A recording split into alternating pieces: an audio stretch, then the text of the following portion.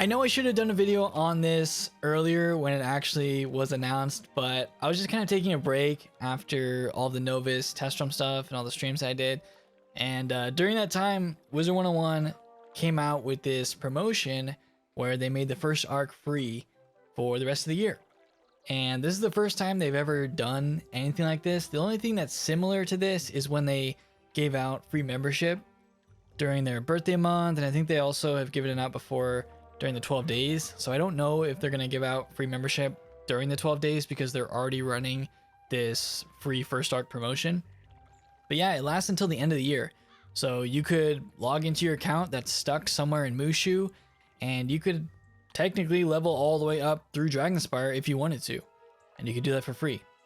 So to do that, I know some people were confused as to how this actually works, but you just go up to whatever area is locked for you and you just click like buy free or purchase for 0 crowns and it lets you access it. So I did that on my free-to-play account during the free weekends when they used to run Wizard City free and Wiz and Krokotopia free.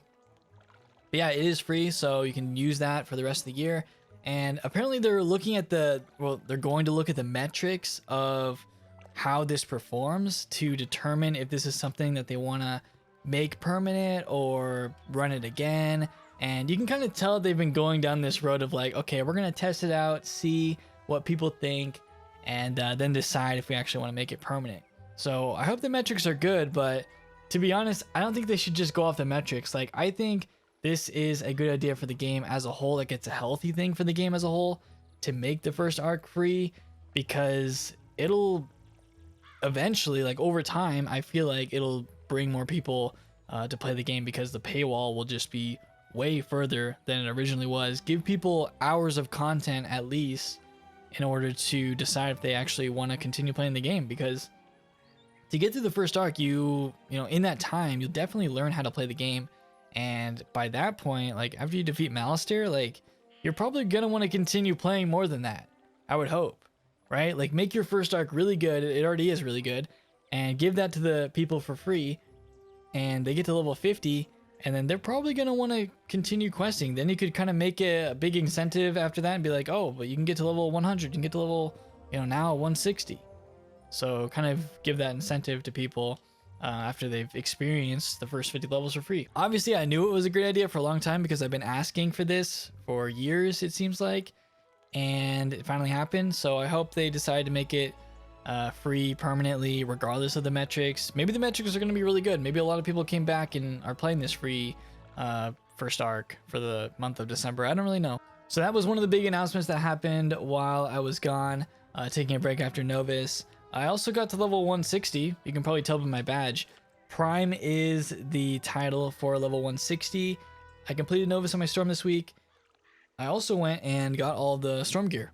So expect a Storm gear setup video for my next video on the channel, because, I mean, I have over 200% damage now after getting all the gear, and there's some pretty good stats that you can get now with this new gear, so I'm happy with it. It's definitely something that you're going to want to be farming for, so I'll probably go over where to get the gear, how I farm for it, all that stuff in a future video. But yeah, I completed Novus, got to 160. I plan on leveling up my life through Novus and, like, I don't know, maybe later this month when I have time, but I want to get my Storm through first just so I can get the gear and have that. I kind of prioritize my Storm just because I don't gear my life anymore. Maybe there is better life gear, but I'll have to see once I get to 160. The other thing that I saw from just kind of trying to keep up with Wiz and looking at big things that happened while I was taking a break was some of the gear controversies and some of the quote-unquote exploits that were happening after Novus was released. In my experience questing through Novus, I did experience a lot of different bugs and glitches that are still in Novus after it's been released onto live servers. I don't feel like my playthrough of Novus on test room was that buggy. I definitely saw a lot more bugs once Novus came to live room than I saw on test room. So I don't know how that works, but there's a lot of times where I had to completely quit out of the game or teleport somewhere else because my loading screen was stuck and it was just completely blank and I couldn't do anything. There's just like little bugs like that, and also the cheating bosses have a lot of different bugs and glitches associated with them. So, but yeah, that kind of leads into my next point, which is the exploiting, or, you know, finding ways to acquire gear faster in the game. And this has been something that's happened since the beginning. People want to find out the best strategies in order to get gear quick. For Novus gear farming, there are ways that you can kind of get around cheats, and some of them are very like simple ways of avoiding cheats. One of them is you have one wizard go in and then you wait until the timer starts, and then you have another wizard join, and it completely avoids one of the cheats for one of the bosses. Like, it's crazy. Like, is that really an exploit? I don't think it's an exploit. It's just like a strategy, right? Like, if it's coded into the game to do that, then I don't think players can be faulted for that. Like, you definitely can't be banned for that, because I mean, it's just something that is in the game. If you join late, there's no real late cheats. Like, I don't think there's any late cheats in Novus. And if there's no late cheats in Novus, then I feel like that's intentional.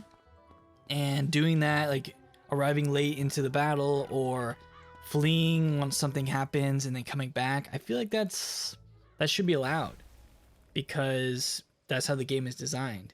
There are a decent amount of fights in this game that have some type of late cheat that the enemies do, but in Novus there isn't anything like that. At least the bosses that have the gear. I mean, I don't think any of the bosses in Novus really have like a late cheat, even the final boss. I don't think it's on the player for finding these different strategies and using them in order to do fights faster. If KingsIsle really wants to stop allowing players to do this, then they'll just patch it out. They'll patch the boss to have a cheat mechanic that punishes players for arriving late, or they will just completely change up the cheat to do something different. I don't know. It's something that is interesting, and I'll probably talk about it a little more when I go over my gear video, because I'm going to go over the strategies that I used on certain bosses in order to defeat them quicker. But yeah, it's just interesting seeing the controversy surrounding, like, are players going to get banned for exploiting this fleeing glitch in order to avoid like a polymorph or something that happens in the final fight. I don't think that's something players could be banned for. And I know people were scared for this, but I wouldn't be scared for something like that, because if it's something that's in the game, if it's a mechanic where you can flee and come back and join the same round that you fled because the timer's going to reset back to 30, that is a game design mechanic. Like, they intentionally added this, you know, to where you can join in the same turn and have the timer reset. Like, that's something that's designed into the game, and I feel like if you take advantage of that, that's fine. Like, that's a strategy for sure. So I'm not worried about that. I used these strategies when I was farming the final boss of Novus, and there's even some other fights where it's useful to do that. There's a lot of instances in this game where fleeing would actually be useful, because since you can join back the same turn that you flee, you can just have people wait for you, not pick their cards, and then you come back and the timer resets to 30, and you have full health, you have full pips, you know, like you can cast Tempest first turn just by fleeing, coming back, cast Tempest, because you'll have, you know, like 5 pips. That's probably gonna do it for this video. I went over all the main topics and stuff that I missed while I was gone. I'm happy to be level 160. Like, it feels good to be max level and to have completed Novus. Novus isn't that difficult of a world, for sure. Like, difficulty I feel like is pretty low compared to other worlds in this game. Even like the cheating bosses aren't too bad. I was able to duo every single fight in Novus. I know some people are trying to solo it, and soloing is difficult, but anything besides solo seems to be pretty easy in Novus. I was even able to duo the final boss, which is not something that I feel like I would have done in Lemuria. In Lemuria, I feel like you needed to have a full team just to make it easier, but Novus, not so much. Yeah, there's different like strategies, you know, with fleeing and stuff that you can use to make it easier, but if they decide to patch that out, hey, then people are gonna have to change up their strategies or whatever. Like, I don't know. We will see what happens, but it does feel weird that it's kind of like players versus the devs. Players want to get the gear faster. Players want to get the gear as fast as possible, especially if they're trying to gear out like all of their characters on one account that are all max level. It's going to take them a long time. And it's like the devs don't want players to get gear quick. They want it to take a while, which I don't know. it is the best gear in the game, so it is worth going for. But yeah, we'll just have to see if anything changes, if anything gets patched out. But yeah, I'll go over gear in my next video, so look forward to that. And then of course, Wiz in 2023 will be probably late December is when I'll post that. But yeah, that is going to do it for me. So hope you guys enjoyed this video. If you did, please leave a like on it. Definitely subscribe for more videos in the future, and I will see you all next time.